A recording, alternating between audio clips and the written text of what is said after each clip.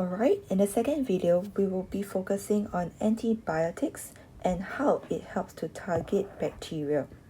Then we'll talk about the misuse and overuse of antibiotics that results in antibiotic resistance. So recall a time when you see a doctor and you have been prescribed by the doctor.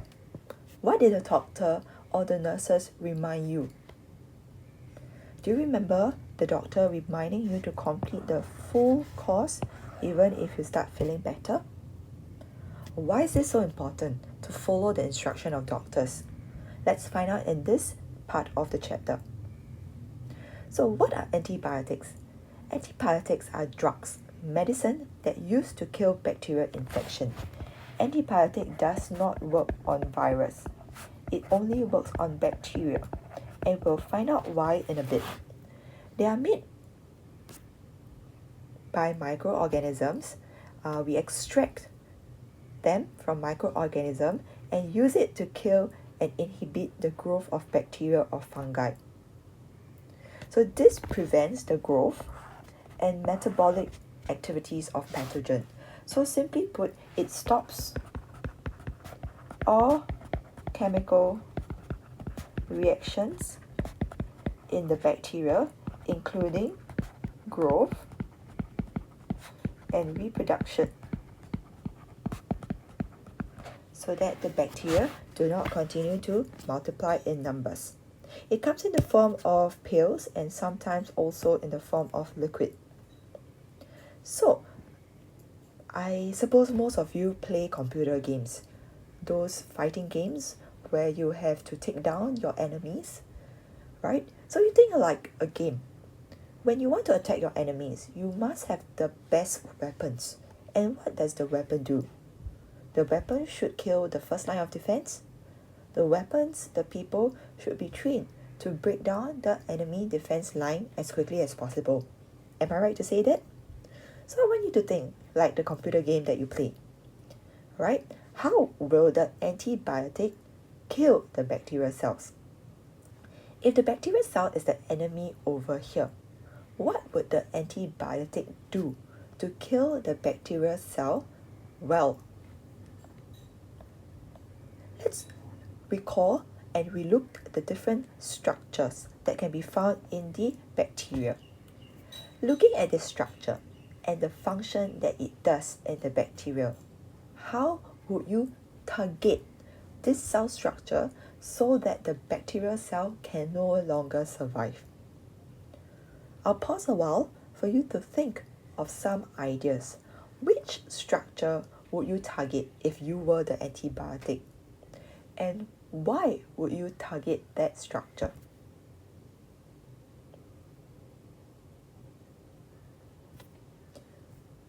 Now, let's take a look at the 4 different ways that the antibiotic kills the bacterial cell. First thing first, the cell wall. The cell wall, what does the cell wall do? Alright, the cell wall gives bacteria its shapes and also keep all organelles within the cell. So when the antibiotic prevent the synthesis, the making of the cell wall, then the cell wall will be too weak. And what will happen?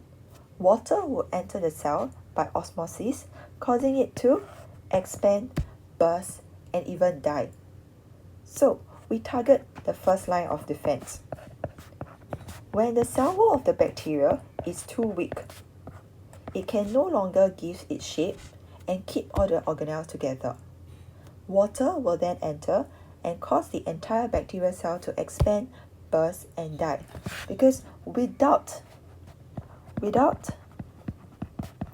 cell wall, cell membrane can only expand to a certain limit before it breaks and then the entire cell dies. So that is the first way that the antibiotic works.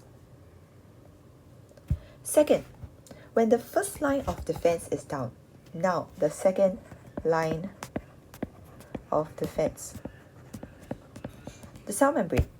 So what does the cell membrane do? It regulates the movement of substances in and out of cell. So when the antibiotic targets the cell membrane, causing the cell membrane to break down, right, it can no longer protect the bacteria from the environment, and any substances can move in, to, and out of the bacterial cell. So it will not be able to receive the nutrients and important substances it needs, and toxic substances may even enter the bacterial cell, causing it to die eventually. So that's the second way, inhibiting cell membrane function. So inhibit means to stop the function of the cell membrane. Number 3, we break the defense line. Alright, the first line of defense, the second line of defense. Internally, the bacteria will try to survive by relying on the ribosomes to produce proteins. Proteins that are important for its survival. So, what will the antibiotic do? It will bind to the ribosome to stop the ribosomes in making protein. And without protein that is used for growth, repair, reproduction, all these cell activities cannot take place in the bacterial cell, causing it to die after some times. Last but not least, enzymes. Enzymes are so important because it supports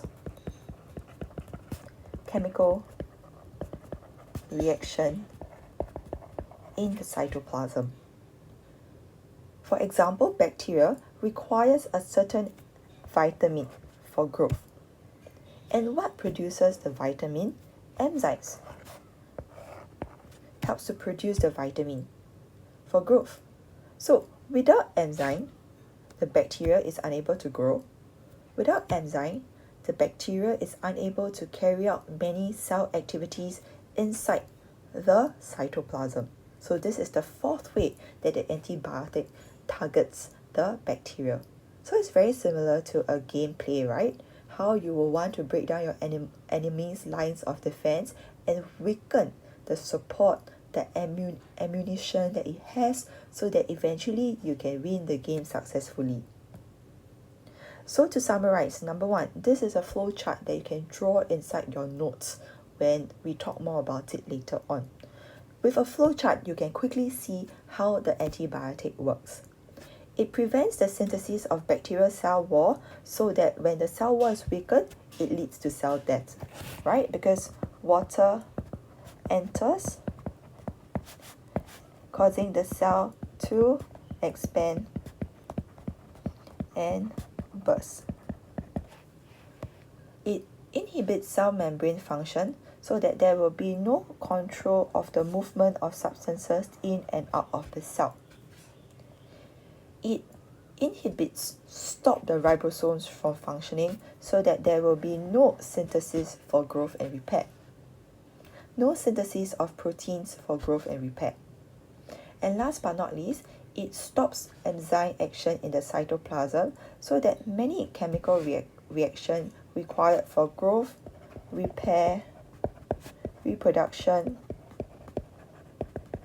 cannot happen. So why antibiotics cannot work on viruses? Why antibiotics cannot work on viruses? This is because viruses do not have cell wall, viruses do not have cell membrane, viruses also do not have other organelles like ribosomes and cytoplasm. All it has are genetic material in the form of DNA and RNA and protein code. That's all. So it does not have a cell wall, cell membrane, or other organelles for the antibiotics to target. Right? Parents don't have cell wall, no cell membrane, no ribosomes, no enzymes. So the antibiotics does not work. There's a typo error over here. Please help me to change. It is antibiotics. Alright, please do not mix up the two words. Antibiotics is not the same as antibodies. So do not mix them up. Please take note of this and help me change in the slides. But unfortunately, antibiotics do not differentiate the good and the bad bacteria. It targets both. So sometimes after taking antibiotics, you may experience side effects like vomiting, diarrhea, bloating. So what do we do after taking antibiotics? We are encouraged to take more prebiotic, probiotic tablets, alright, to repopulate the good bacteria in your guts. Right, so sometimes we take Yakult, Vitagen, alright, all these probiotics into our body so that we introduce the good bacteria back into our intestine to reduce the side effects of diarrhea, bloating, and nauseousness. So, how do individuals recover from viral infection? Alright, there are some virus that can be avoided, that can be killed by antiviral drugs. During COVID-19, there were a few antiviral drugs that were introduced, but this is quite rare for most viral infection. How do we recover from an infection? We take vaccines even after we have gotten COVID-19. We take vaccines even after we got the viral infection to prevent a reinfection from taking place. Most importantly, a lot of rest and water to stay hydrated so that our body can naturally recover. Right, resting to allow immune system to recover naturally on its own, and take medication to alleviate the symptoms. Right? When we have fever, we take Panadol. When we have headache, we take Panadol as well. When we have runny nose, we take tablets just to reduce the symptoms so that our body can focus on recovering naturally.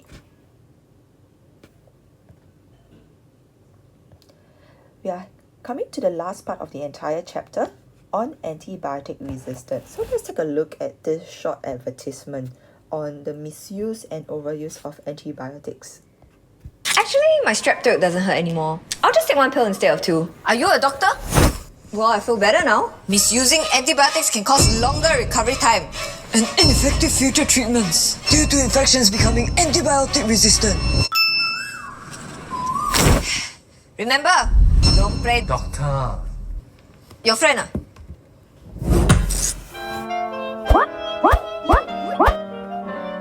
Wow, I need to share this.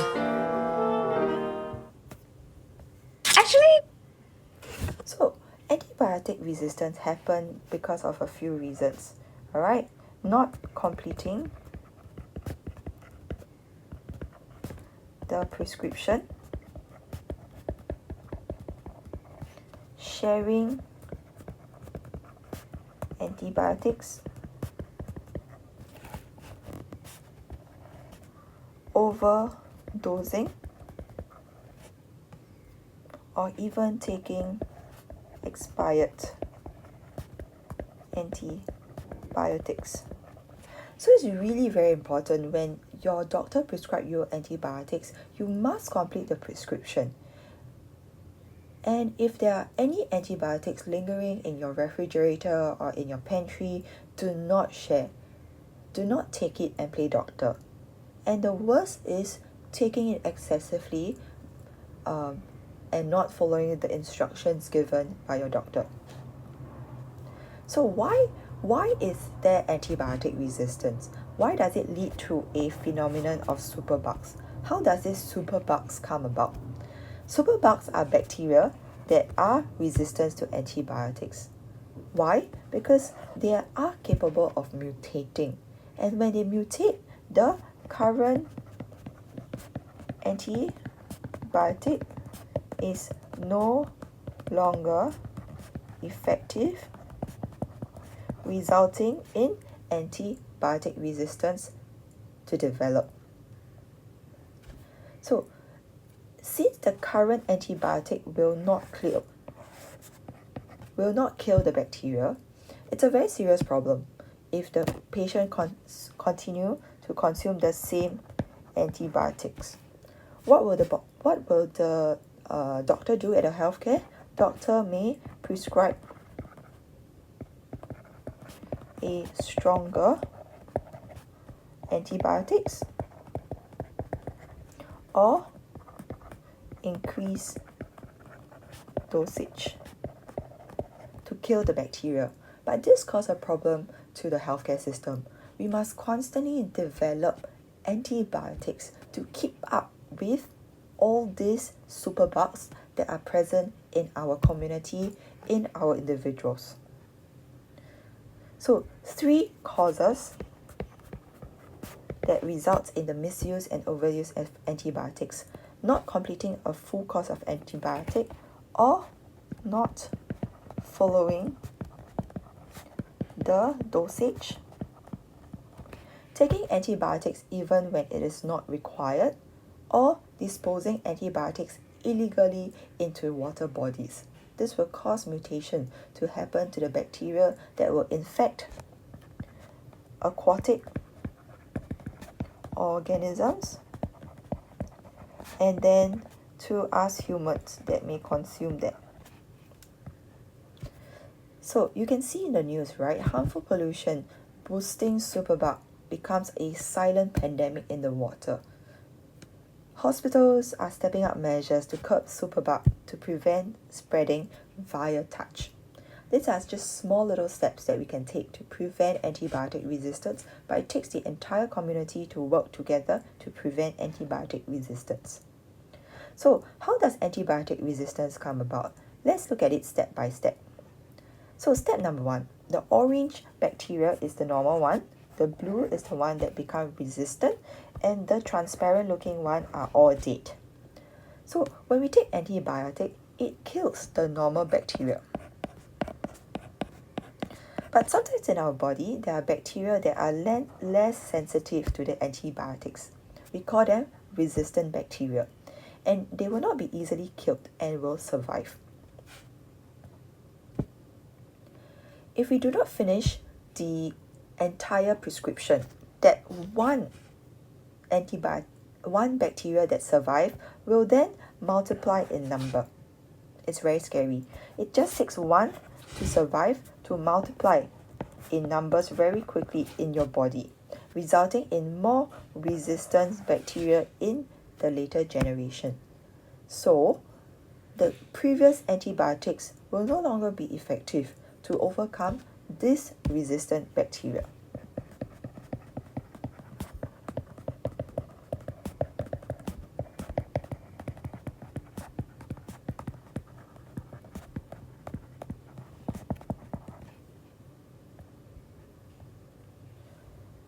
But then what will happen to this resistant bacteria? Current antibiotic cannot kill this bacteria, and if this bacteria spread to other people, the disease cannot be cured unless new antibiotics are being discovered. So this is what we are facing right now in our healthcare system. It may not be that prevalent, but it does not mean that it's not happening. We are already combating with antibiotic resistance. Scientists, pharmaceutical companies are constantly developing new antibiotics to keep up with the resistance and the resistance bacteria. So if we fail to keep up, we may lose the battle, and antibiotic resistance may be here to stay.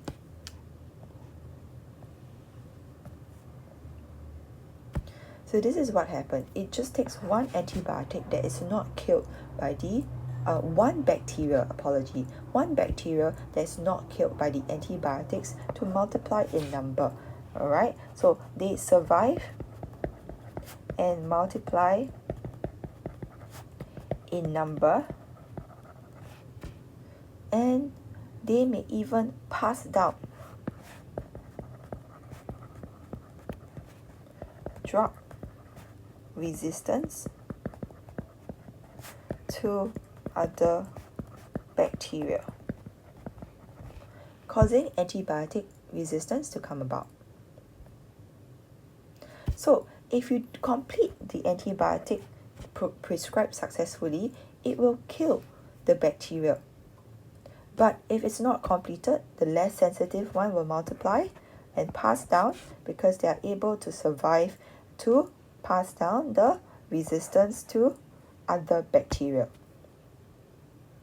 So for such person, alright, stronger or new antibiotics needed.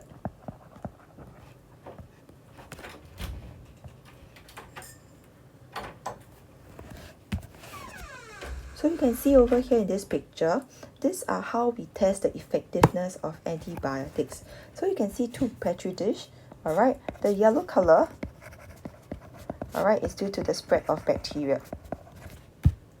The white color circles are all coated with antibiotic solution. So when they are placed on the petri dish, the zone that you see, alright, clear zone means bacteria is killed. Yellow zone means bacteria still present. So this is how we test the effectiveness of antibiotic using a simple test that can be done in the lab. So you can see how effective the drug susceptible bacteria is, how effective the antibiotic is towards the first bacteria on the left. It's able to effectively kill the bacteria on the petri dish, but it is not the same for resistant bacteria, as you can see. Alright, some zones, it did not even manage to kill any bacteria near the antibiotic disc. We call this the white color a small disc.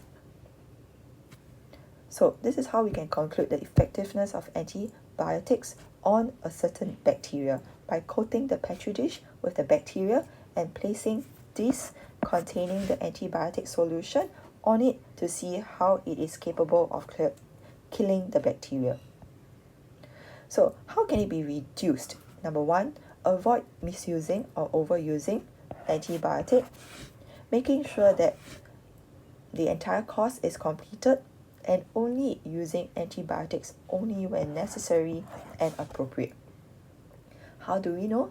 The doctor would be the best person to give his diagnosis and prescription based on your condition. So that's all. We come to the end of chapter 8. I would need you to finish up your homework. Those who did not receive the worksheet, please download, print it, and complete it. By January, when we resume on the first week of school, I will expect your homework to be completed. Happy holidays, everybody, and take some time to consolidate your learning for biology before we return back in January for another full year ahead.